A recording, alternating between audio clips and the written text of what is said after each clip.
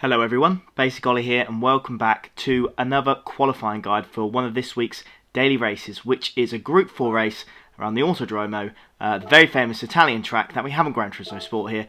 So without further ado, no messing about, there's the settings on the screen. I'm going to go with you exactly what I did to set myself a lightning fast time. It was 14th in the EMA and 21st in the world at the time.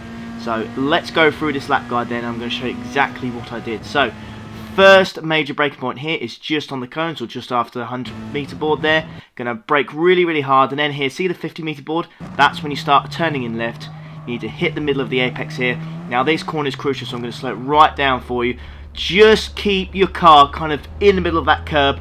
Just ease the throttle and then accelerate as soon as the car's straight. If you accelerate too early, you're just going to get too much wheel spin in these front wheel drive cars. Going from the right to left, hitting the end of that corner there, flicking it to the right, again middle of the apex, and then powering out, making sure that you do not spin the front wheels too much, otherwise it's going to cause you a world of pain in these front wheel drive cars. Next major braking point here then is actually just on the cones. You're going to see me make a mistake here.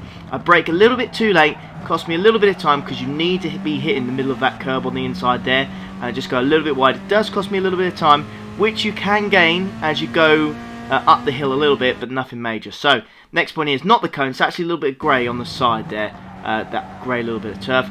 On the left, attacking the curb there, and on the right hand side I'm going to slow it right down for you there because it's very crucial. You want to be in 5th gear, flick it to left as early as you can on this curb here to make it nice and smooth so that you have a lot of speed going through this hill section. Otherwise, again, it is going to ruin your lap if you do not have a good exit through there.